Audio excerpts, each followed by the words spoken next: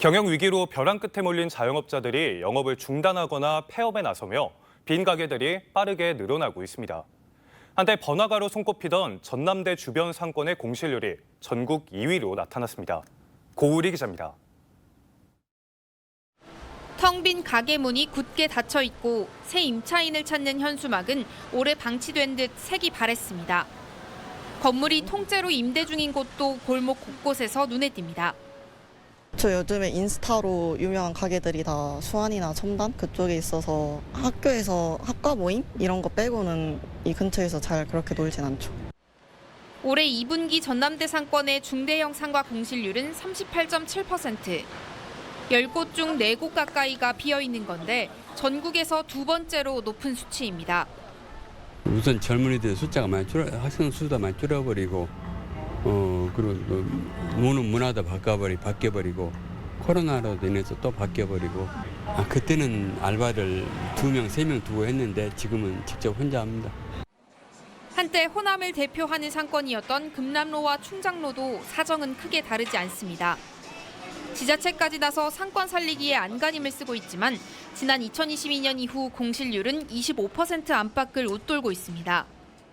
외지에서 놀러 온 사람들도 광주 충장로 한번 들려야 광주 갔다 왔다고 이렇게 말할 수 있잖아요. 젊은 사람들도 차를 가지고 쇼핑을 하러 다니지 그것을 뭐 버스 타고 대중교통 이용해서 오나요. 더군다나. 근데 마땅하니 차 댈 데가 없어. 주 고객층인 2030 인구수 자체가 줄어들고 상권의 중심축이 신도심으로 옮겨갔기 때문으로 풀이됩니다. 자영업 위기와 구도심 상권 쇠퇴가 엎친 데 덮친 격으로 펼쳐지면서 광주의 높은 공실률은 당분간 개선되기 어려울 것으로 전망됩니다. KBC 고울입니다. 광주 전남 자영업의 폐업이 늘고 부채도 크게 증가한 것으로 나타났습니다. 광주 전남의 경우 자영업이 지역 경제에서 차지하는 비중이 크다 보니 자영업의 위기가 곧 지역 경제 위기로 번질 가능성도 적지 않습니다. 고우리 기자입니다. 지난해 광주의 자영업자는 14만 8천 명, 전남은 30만 8천 명으로 코로나19 발생 전인 2019년과 비교해 각각 2.1%, 10% 증가했습니다. 광주는 전체 취업자 10명 중 2명 가까이가, 전남은 10명 중 3명이 자영업자였습니다. 가게에서 일하는 임금 근로자와 가족과 함께 가게를 운영하는 사람들까지 더하면 우리 지역 경제에서 자영업이 차지하는 비중은 더 클 것으로 예상됩니다. 특히 전남의 경우 고령층 자영업자 비중이 52.7%에 달해 전국 16개 시도 가운데 가장 높았습니다. 베이비부머 세대가 퇴직 후 일자리를 찾지 못해 자영업에 진입했던 것으로 분석됩니다. 이렇게 지역 경제의 큰 축을 담당하는 자영업이 위기를 맞은 것으로 나타났습니다. 광주의 자영업자 폐업 공제금 수령 건수는 지난해 3천여 건으로 2019년과 비교해 60% 이상 증가했고 전남은 115%나 폭증했습니다. 같은 기간 자영업자들의 부채도 빠르게 증가했습니다. 광주는 4년 새 9조 1천억 원, 전남은 8조 8천억 원 증가했고 이자가 높은 이금융권의 부채가 더 늘어난 것으로 나타났습니다. 광주 전남 경제에서 자영업자들의 비중이 큰 만큼 이들의 부채가 지역 경제에 부정적인 영향을 미칠 수 있다고 한국은행 연구팀은 우려했습니다. KBC 고울입니다. 경기 침체와 물가 상승 등으로 역대급 불경기라는 말이 곳곳에서 터져나오고 있습니다. 자영업자들 사이에선 차라리 IMF가 나았다는 말까지 나오고 있는데요. 지난해 가게 문을 닫은 자영업자 수는 광주에서만 2만 6천여 명에 달합니다. 벼랑 끝으로 내몰리고 있는 자영업자들의 실태와 대책을 이틀에 걸쳐 살펴보겠습니다. 고우리 기자가 자영업자의 목소리를 들어봤습니다.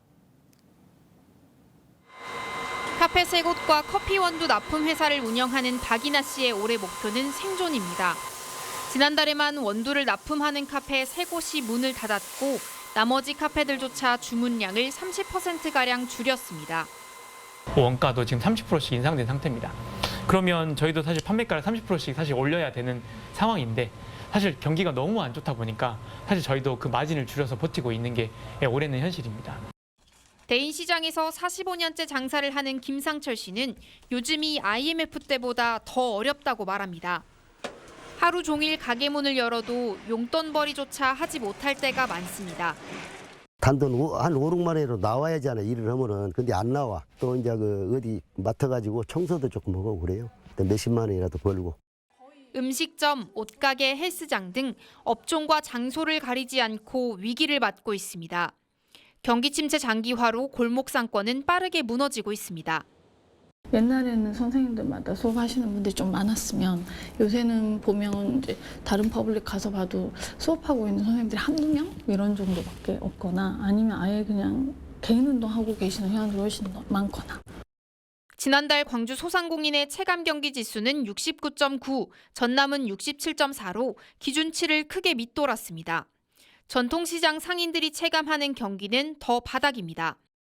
매출 부진은 결국 폐업으로 이어지고 있습니다. 4여 년 동안 음식점을 운영했던 A씨는 지난해 12월 매장을 정리했습니다. 코로나 때 진 빚을 갚고 나니 남는 게 없었습니다.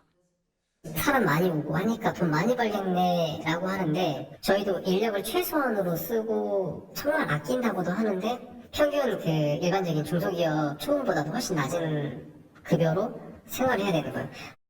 지난해 A씨처럼 가게 문을 닫은 자영업자는 광주 2만 6천여 명, 전남은 3만여 명이었습니다. 거리두기로 인해 영업 규제를 받던 코로나 때보다 많은 수치입니다. 폐업률로만 보면 광주는 인천에 이어 전국 두 번째로 높습니다. 산업 기반이 약해 다른 지역보다 상대적으로 자영업 비중이 높은 광주 전남. 경기 침체가 깊어지면서 자영업자들은 극한의 위기를 맞고 있습니다. KBC 고울입니다. 우리 지역은 상대적으로 자영업의 비중이 높습니다.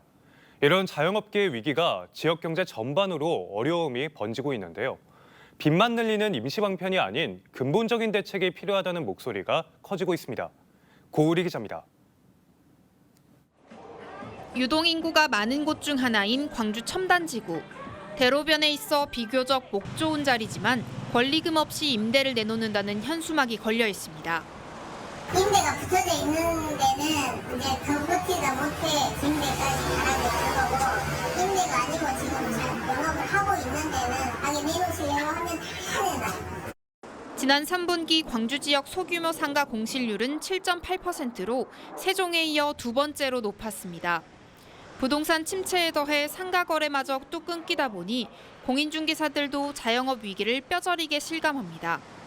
올해만 광주에서 공인중개사 400여 명이 휴폐업을 신고했습니다.